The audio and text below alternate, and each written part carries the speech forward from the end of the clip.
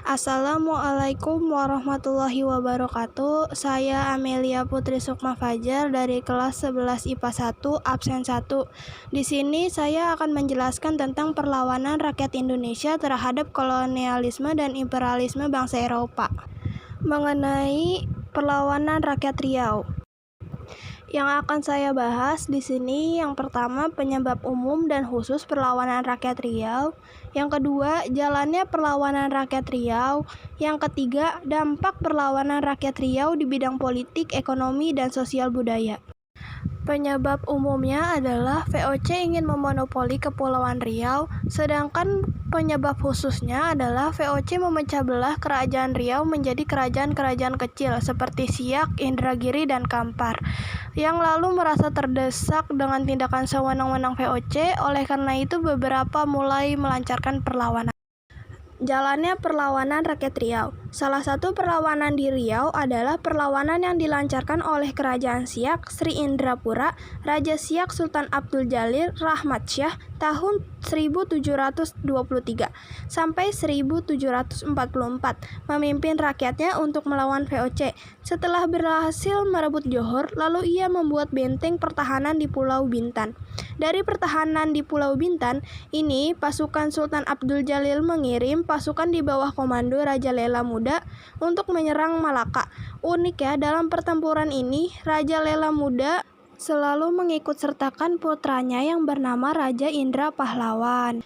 Itulah sebabnya sejak remaja Raja Indra Pahlawan sudah mempunyai kepandaian berperang. Sifat bela negara atau tanah air sudah mulai tertanam pada diri Raja Indra Pahlawan.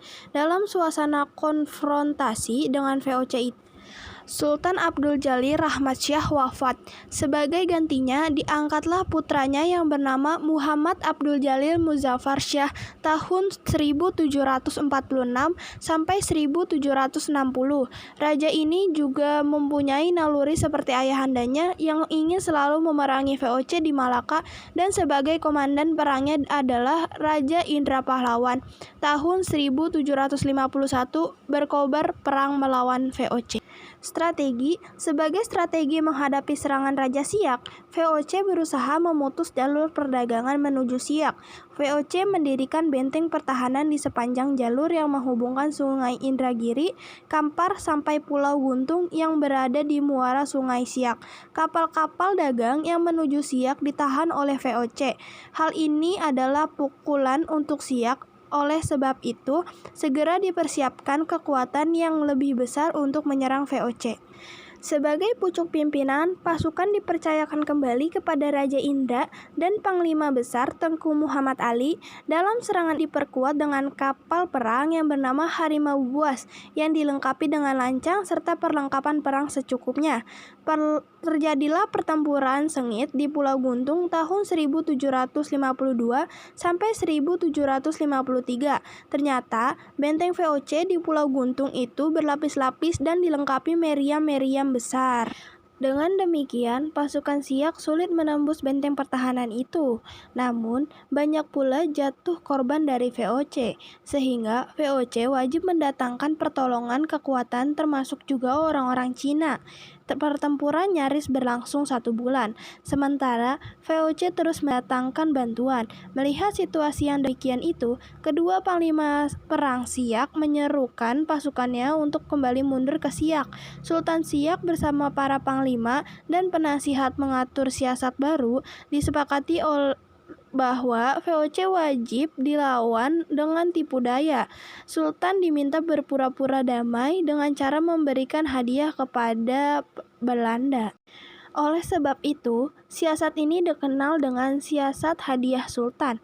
VOC setuju dengan ajakan damai ini. Perundingan damai diadakan di loji Pulau Guntung. Pada saat perundingan baru mulai, justru Sultan Siak dipaksa untuk tunduk kepada pemerintahan VOC.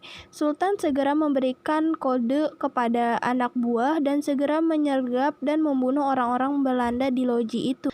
Loji segera dibakar dan rombongan Sultan Siak kembali ke Siak dengan membawa kemenangan, sekalipun belum berhasil mengeyahkan VOC dari Malaka.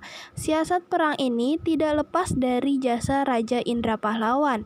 Oleh sebab itu, atas jasanya, Raja Indra Pahlawan diangkat sebagai Panglima Besar Kesultanan Siak dengan gelar Panglima Perang Raja Indra Pahlawan Datuk 50. Pada akhirnya, rakyat Riau memperoleh kemenangan dari VOC. Dampak dari berbagai bidang. Dari bidang politik, yang pertama, memecah belahkan kerajaan Riau. Yang kedua, runtuhnya kekuasaan politik rakyat Riau. Yang ketiga, munculnya strategi perang baru bagi rakyat Riau. Di bidang ekonomi, yang pertama, krisis ekonomi, yang kedua, kemiskinan akibat rusaknya perindustrian dan sumber daya manusia yang meninggal karena perang. Di bidang sosial budaya, yang pertama, timbul korban jiwa yang banyak, yang kedua, terjadinya kehidupan yang diskriminatif, yang ketiga, tergesernya nilai-nilai budaya Indonesia. Tokoh dalam perlawanan rakyat Riau yaitu ada Sultan Abdul Jalil Rahmat Syah dan Sultan Muhammad Abdul Jalil Muzaffar Syah. Sekian dari saya. Wassalamualaikum warahmatullahi wabarakatuh. Terima kasih.